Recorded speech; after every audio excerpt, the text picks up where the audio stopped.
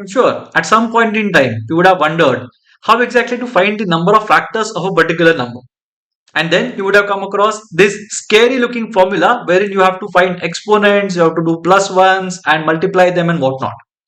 Now, if you do not know the underlying concept, it will become very difficult for you to apply this particular concept even when the question becomes slightly twisted. In this video, we'll try to figure out how this particular theorem comes into existence, how exactly to tweak the terms that we have and try to figure out the various things that could be asked in a different format. So let's get going with the scary part first.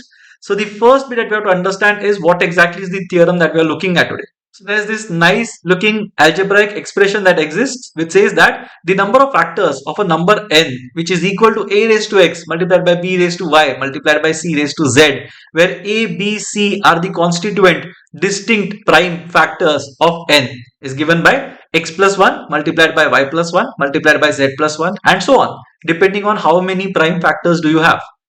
Now, of course, in isolation, this formula is very easy to remember, it's very easy to read, and it seems to be a fun formula, right? But then when you have 150 to 200 formulas that are running around in your head, it becomes very difficult for you to pick this one formula out when it comes to solving questions under the pressure of a timer. So then it becomes very important for you to understand how this formula came into existence and why exactly is it the way it is. So let's have a look at the way in which we find the factors of a number and then try to see how these factors are formed. Now the easiest way to find the number of factors of a particular number is by manually writing down all the factors. So if I tell you that there is a number 60, say for example, and you have to figure out how many factors does 60 have, what will you do? You will start counting from 1, 2, 3, 4, 5, 6, 7, 8 and so on, and you will work your way up till 60 to figure out what all numbers are there that are less than 60 and that divide 60. So we can start by 1, 2, 3 counting and so on, but you need not go till 60. And why is that the case? Because there is this wonderful concept of the square root that exists, wherein if you have the square root of a particular number, there will be factors that will be reflected around the square root. Meaning that if there is one factor that exists which is less than the square root, there will definitely exist another factor that will be greater than the square root. So if you find all the factors that are less than the square root, you would have automatically found out how many factors are there that are greater than the square root and also the values of those factors. So the third thing that you will do is you will find the reflections of the factors around the square root. Now you know that from 1 till the square root will be a shorter journey compared to the journey from the square root till the number n. So in case of 60, if we were to look at it, the square root of 60 is going to be between 7 and 8. Why is that the case? Because 7 squares are 49 and 8 squares are 64. So if 7 square is 49 and 8 square is 64, all the numbers from 49 to 64 will have their square root as 7 point something. As 60 is between 49 and 64, you will have the square root of 60 as something which is between 7 and 8. So if we start figuring out which all are the factors that are less than the square root, you will have to go from 1 till 7. But if you were to look at what all are the factors which are greater than the square root, you would have to go from 8 till 60. So the shorter length is going to be from 1 till the square root in all the cases, and that's why you are going to start from 1 and go till the square root of this particular number. So in this particular case, if you look at the numbers that divide 60, 1 will divide 60, 2 will divide 60, 3, 4, 5 and 6 will all divide 60. Now we know that these 6 are the factors of 60 for sure. Now we'll try to find the reflections of these factors. Now when I say reflection, what does it mean?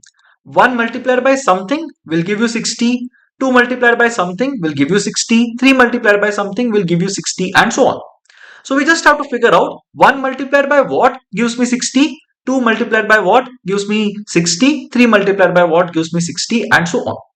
Now we will see that the reflections are going to be 1 into 60, 60, 2 into 30 is 60, 3 into 20 is 60, 4 into 15 is 60, 5 into 12 is 60 and 6 into 10 is going to be 60. So now that we know that these are the factors of this number, you will be able to say that there are a total of 12 factors when it comes to 60. But do you see the problem here? 60 was a relatively smaller number. And in the universe of numbers, if you have a large number like say 1728, you will be in a lot of trouble if you try to figure it out using manual interventions. So for that, we have the formula that we saw earlier. Now, what is that formula in totality? Now, if I have to figure out what is the number of factors that 60 has, what will we do in this case? So forget about the formula that we saw at the beginning of this video. What you can do is you can just think about how many factors will 60 have by expressing it as its constituent primes. So 60 will be nothing but 2 multiplied by 2 multiplied by 3 multiplied by 5, or it will be 2 square into 3 raised to 1 into 5 raised to 1. Now what you are supposed to do is you are supposed to add 1 to the exponents and multiply the resultants. Now exponents here are the ones at the top. So 2, 3, 5 are the bases because they are at the bottom, and 2, 1, 1 are at the top, and that's why they are called the exponents. So in this case, we will do 2 plus 1 multiplied by 1 plus 1 multiplied by 1 plus 1, which is going to give us 3 into 2 into 2, which will give us 12 as the answer, which is the number of factors of 60. Now, this is the absolute application of the formula that we saw. But if you don't remember the formula, how are you supposed to arrive at this particular answer? So there you have to figure out what exactly is the reasoning behind that particular formula, or why does this formula exist. So we'll have a look at the way in which factors are formed. So if you have this number 60, how will you form a factor of 60? The factor has to have at least one prime number. So if you have the prime numbers that divide 60, as we found out in the previous slide, wherein we wrote 60 as 2 squared into 3 raised to 1 into 5 raised to 1, we knew that 2, 3 and 5 are the constituent prime factors of 60. That much is clear now. Now in this particular case, I need to have some power of 2 multiplied by some power of 3 multiplied by some power of 5 to give me a factor of 60.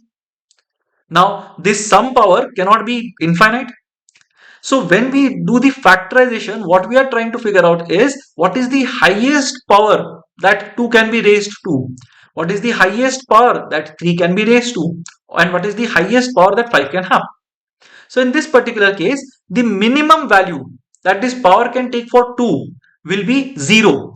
So you can have 2 raised to 0, which will be a factor of 60, 2 raised to 1, which will be a factor of 60, and 2 raised to 2, which will be a factor of 60. But 2 raised to 3 will not be a factor of 60. And why is that the case? Because the power of 2, when we factorize 60, is 2 squared. So 2 cube cannot be a factor of 60. So the minimum value that the power of 2 can take is 0, and the maximum value that the power of 2 can take is 2. So there are 3 things which we can pick from. Similarly, the minimum value that the power can take for 3 is 0. 3 raised to 0 is an acceptable factor of 60.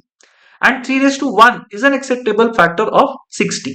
3 square will not be a factor of 60 because the power that we have here when it comes to the number 3 is 1. So 3 square will not exist.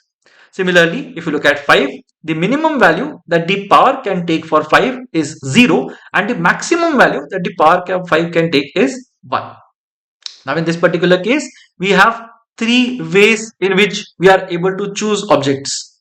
So we can choose a power of 2 in 3 ways, we can choose a power of 3 in 2 ways, and we can choose power of 5 in 2 ways. And because we have to choose the power of 2, the power of 3 and the power of 5, whenever we say and that's the tip for you, whenever we say the word and, it means that you have to multiply the adjacent terms. So in this case, the number of factors will be simply given by 3 multiplied by 2 multiplied by 2, that is 12. And this is exactly what the formula says. So now even if you don't remember the formula wherein you have to do x plus 1, y plus 1, z plus 1 and whatnot, you will still be able to arrive at the answer. Now there must be this question that would be running in your head. Why should we do all these things? Why can't we just memorize a formula and get done with it? Because there will be some question types wherein you will not be able to apply the formula directly. Let's say for example you have this question. How many factors of 60 exist that are divisible by 2 but are not divisible by 4? Now there is no formula for this. You have to figure out how that formula came into existence if you are to solve this particular question. So we'll do the exact same thing that we had done for the previous question. We'll try to figure out the powers of 2, 3 and 5 that are available. And then we will try to figure out how many ways are there to combine these 3 powers. So in this particular case, what is the lowest value that the power of 2 can take? 2 raised to 0 will not work in this case, because if we are using 2 raised to 0 to make a factor of 60, then it will not be 2. It will not make the factor divisible by 2. And that's why the minimum value that the power of 2 can take is 1. The maximum value that the power of 2 can take is also 1. Why? Because even if 60 is nothing but 2 raised to 2 multiplied by 3 raised to 1 multiplied by 5 raised to 1, if we consider the power of 2 as 2 squared, then the factor will be divisible by 4. But the question explicitly tells us that the factor has to be divisible by 2 but not divisible by 4. So an acceptable value when it comes to the power of 2 is going to be 2 raised to 1 minimum or maximum. So the minimum value that the power can take for 2 is 1. The maximum is 1 again. Now 3 and 5 are not affected by this condition of the factor being divisible by 2 but not being divisible by 4. And that's why the minimum value that the power can take for 3 will be 0. The maximum value will be 1, as was the case earlier. And similarly for 5, the minimum value that the power can take will be 0. The maximum value that the power can take will be 1. Now we have one way to select the power of 2. We have two ways to select the power of 3 and two ways to select the power of 5. So how many factors will exist that will satisfy this condition? The answer will be 1 multiplied by 2 multiplied by 2, that is going to be 4. And if you were to find out what all are the factors that follow this particular condition, you will just have to combine the terms that we have here. So 2 raised to 1 will be present in each and every factor that we make. The powers of 3 can be either 3 raised to 0 or 3 raised to 1.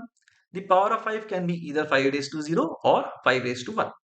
Let's say you combine 2, 3 raised to 0 and 5 raised to 0.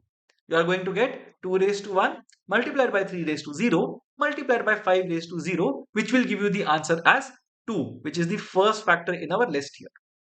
Let's say we select 3 raised to 1 and 5 raised to 0. So 2 raised to 1 multiplied by 3 raised to 1 multiplied by 5 raised to 0 is going to give us the second term in this entire sequence, which is 6. 2 raised to 1 multiplied by 3 raised to 1 is 6. What if instead of 3 raised to 1, we choose 3 raised to 0, and instead of 5 raised to 0, we choose 5 raised to 1? Then what will happen? The resultant factor is going to be 2 raised to 1 multiplied by 3 raised to 0 multiplied by 5 raised to 1, which gives us this number 10. And finally, if we were to select 3 raised to 1 and 5 raised to 1 from the options that are available, we would get 2 raised to 1 multiplied by 3 raised to 1 multiplied by 5 raised to 1, which is nothing but 2 times 3 times 5, which is going to give you the answer as 30. So there are these four factors that exist such that they are divisible by 2 but are not divisible by 4. Now to figure out whether you have understood this concept properly or not, I have 3 practice questions for you.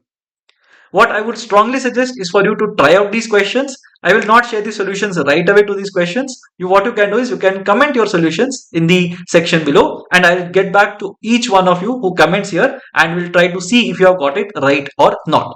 So the 3 questions are fairly straightforward. How many factors does 720 have? How many factors of 120 are divisible by 4 but not by 8? And how many factors of 8008 are odd? Now this is something that you have not done in the video, but I'm pretty sure that if you apply the concept that we have learned right now, you will be able to answer this question as well. Do comment below in this section. Do stay subscribed to the channel for more such meaningful content. And if you think that this video was worth your time, do give it a like. And if you feel that this video is going to benefit some of your friends, please feel free to share this video with them as well. Happy learning.